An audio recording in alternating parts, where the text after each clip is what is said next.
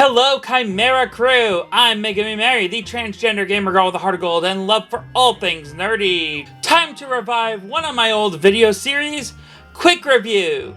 This is a series of videos where I give a review on something. It's pretty basic. The reason I call them quick reviews is because I want to distinguish them from my more elaborate comedy-centric reviews that I refer to as my parody reviews.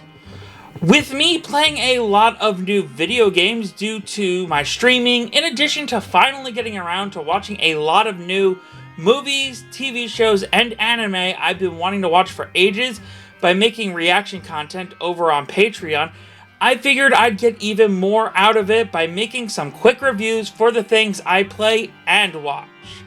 Which reminds me, this video is sponsored by, well, me. That's right, this time I'm here to plug my Patreon. If I get this video up when I want to, then my commentary track for the movie Your Name will have just gone up. I am currently reacting to Beaufry Season 1 on Wednesdays and Mandalorian Season 1 on Saturdays. Once both shows are over, I will be filling both slots with the remainder of Ghost Stories dub until that is finished before replacing it with Fruits Basket in 2019 on Wednesdays and Assassination Classroom on Saturdays. Movie reactions are on every Monday, and next week is Monty Python and the Holy Grail. I don't know how I've gone 35 years without seeing this movie, but it ends on Monday. So, Luigi's Mansion 2 is an HD port of Luigi's Mansion Dark Moon for the 3DS. This game got a lot of flack when it came out, and you're probably expecting me, the girl who constantly defends Metroid Other M, to be the one to defend it, but it just didn't leave that much of an impression on me the first time around. I don't know why, but it felt like a slog getting through the main campaign, and when my 3DS was stolen days before my birthday in 2013, I never even found it in me to get past the Ice Mansion. About a few years ago, before Luigi's Mansion 3 came out, I did beat the game, but it left such little impression on me that even as I was playing the game on stream, I was having trouble remembering if I even played the ending or not, until I was fighting the final boss. However, there is one reason I kept coming back to Luigi's Mansion Dark Moon, the reason I bought it a second time on the 3DS, and the reason I never felt driven to finish the story mode, but we will get there when we get there. So going into playing this game on stream, I was worried I would be underwhelmed again. But I wasn't. I had fun. It wasn't Luigi's Mansion, but it was still a lot of fun exploring each mansion, uncovering the secrets to get each gemstone, and fighting the possessor ghosts of each mansion. And that right there is the first problem with Luigi's Mansion 2. People kept comparing it to Luigi's Mansion. Luigi's Mansion is an incredible game, but it also had flaws. Yeah, the mansion in 1 is huge, but the exploration is just as linear as it is in 2, even more so since each mission in 2 allows you to explore and find optional goodies. Don't get me wrong, the first game is superior, but people think this game is more linear when it just isn't. It allows for more exploration and is much, much longer. And that right there is the second problem with Luigi's Mansion 2, and the issue I had with the game the first time around, and I still have with Luigi's Mansion 3, I think. It might be a little too long. I know we live in an age where people rate games based on how long the main story goes on for, but I think the main factor of a game's lifespan isn't how long it is, but how long you can play it for. Take Super Metroid for example. This is a relatively short game you can beat within a few hours if you know what you are doing, and yet it is replayed over and over again. Not even by speedrunners, but by people who just enjoy the game casually. I myself play Star Fox 64 on a regular basis. The main story takes about an hour to beat, and I could play the game multiple times in a day if I really wanted to. Then we have Luigi's Mansion. The game could probably clock in at about 4 hours for an average play. This means you are incentivized to replay the game. Luigi's Mansion 2 does have a workaround with the mission structure, so you can replay any specific mission you want, but replaying the entire game in a single go is kinda out of the question for the average gamer. It's a real shame because there is a lot to love about Luigi's Mansion 2. The music and art style are great.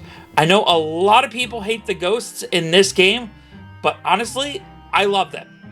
I mean, the possessors are no replacement for the portrait ghosts we got, but as far as the regular grunt ghosts we have, these ones are way more personality in them than the ones from Luigi's Mansion 1. I think they are a real step up, and it was a good idea leaning into the goofy element of the series, as it does make the more tense, horror-filled moments stick out more by contrast. It's the bed of nails principle.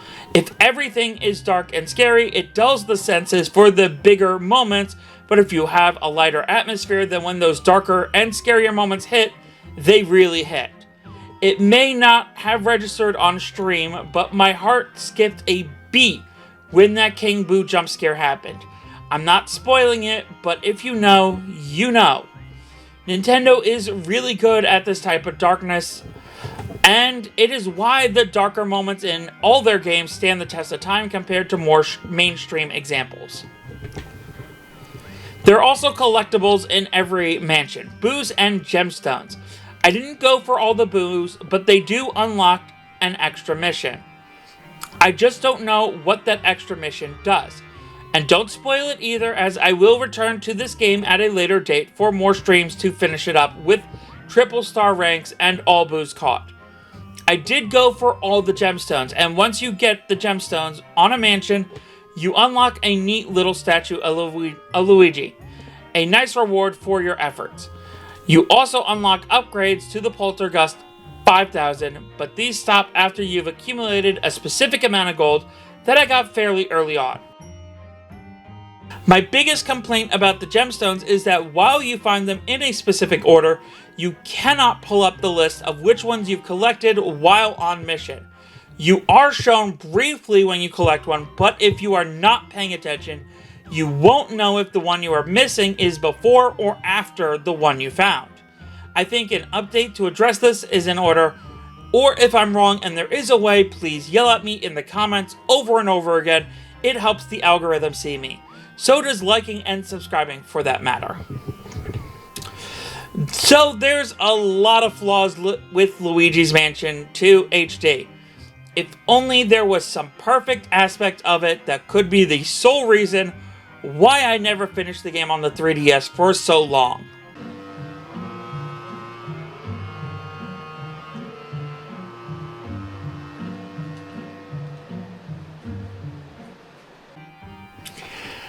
Yeah, that's right. It's time to talk about my absolute favorite thing about this game, and the whole reason I bought it twice on the 3DS and once on the Switch, the Scare Scraper. First, I hated the Scare Scraper in 3. I loved nothing more than playing 2 Scare Scrapers solo, so falling into carpets in 3, not being able to summon Luigi, so time just had to whittle down to nothing, was the absolute worst. Maybe they fixed since then, maybe I'm misremembering it, but it left a bad taste in my mouth regardless. Okay, so update time. I actually revisited the Scare Scraper in 3, and the reason I didn't like it is because the size of it isn't accommodating for a solo player. The floor plan is too large, with the number of ghosts to catch too high for a single player to manage on their own. I tried multiple times and couldn't get past the ground floor. 3 Scare Scraper is not designed for a solo experience. 2, on the other hand, this is flawless. No! No, no, no! No! See, this is what I'm talking about! Okay, it has flaws. Rush mode is easily the worst aspect of the Scare Scraper. And it does suck, no pun intended, that an entire run on Surprise can be ruined by one bad rush floor. But the other modes are amazing, especially when I play solo. Hunter mode is where you need to fight all the ghosts to move on to the next floor. And Polterpup is where you need to find the titular Polterpup to reach the next floor. And Rush is where you are given 45 seconds to find the exit, and if you are not standing on the platform before the buzzer sounds, you lose. Trust me when I say it does not count if you are on it when the buzzer goes off. You can find more timepieces to extend the time by 10 seconds, so it becomes a risk-reward game of trying to manage finding timepieces while finding the exit. In all modes, there is a boss floor every 5th floor, with the roof being a poltergeist. In Surprise mode, which is unlocked by beating the other 3 modes at least once each, you play 2 Hunter floors and 1 Rush and 1 Polterpup floor before each boss floor. But the order of them is randomized each time. If you beat a mode with 25 floors once, you unlock Endless mode for that mode, where there is no roof and the difficulty is ever escalating with each floor. This right here is the reason to get Luigi's Mansion 2 HD, in my personal opinion. If you want endless ghost catching fun, then the Scare Scraper is the place for it. The story mode is great, but it doesn't hold a candle to the Scare Scraper. So overall, this is a good game and an incredible port.